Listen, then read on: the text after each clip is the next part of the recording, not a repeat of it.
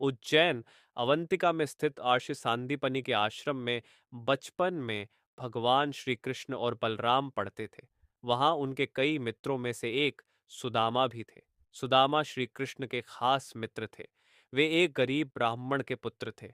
सुदामा और श्री कृष्ण आश्रम से भिक्षा मांगने नगर में जाते थे। आश्रम में आकर भिक्षा गुरु माँ के चरणों में रखने के बाद ही भोजन करते थे। परंतु सुदामा को बहुत भूख लगती थी, तो वे चुपके से कई बार रास्ते में ही आधा भोजन चट कर जाते थे। एक बार गुरु माँ ने सुदामा को चने देकर कहा कि इसमें से आधे चने श्री कृष्ण को भी दे देना और तुम दोनों जाकर जंगल से लकड़ी बिन लाओ। फिर दोनों जंगल में लकड़ी बिनने चले गए। वहां बारिश होने लगी और तभी दोनों एक शेर को देख हर कर वृक्ष पर चढ़ जाते हैं। ऊपर सुदामा और नीचे श्री कृष्ण।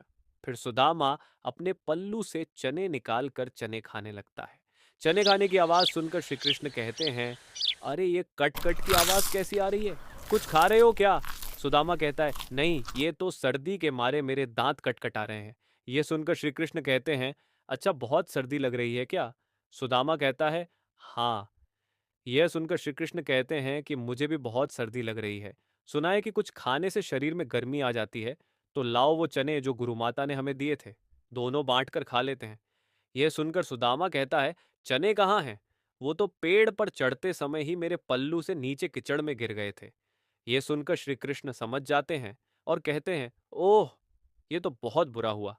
ये सुनकर नीचे की डाल पर बैठे भगवान श्री कृष्ण अपने चमत्कार से हाथों में चने ले जाते हैं और ऊपर चढ़कर सुदामा को देकर कहते हैं कि पेड़ पर फल तो नहीं, लेकिन मेरे पास ये चने हैं। सुदामा कहते हैं, ये तुम्हारे पास कहाँ से आए?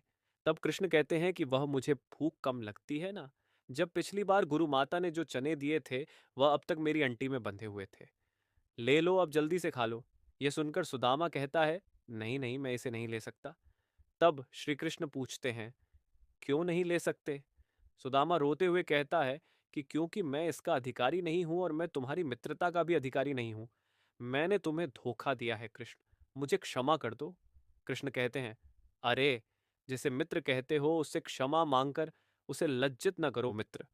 इसी प्रकार एक बार श्री कृष्ण सुदामा को वचन देते हैं कि मित्र, जब भी तुम संकट में खुद को पाए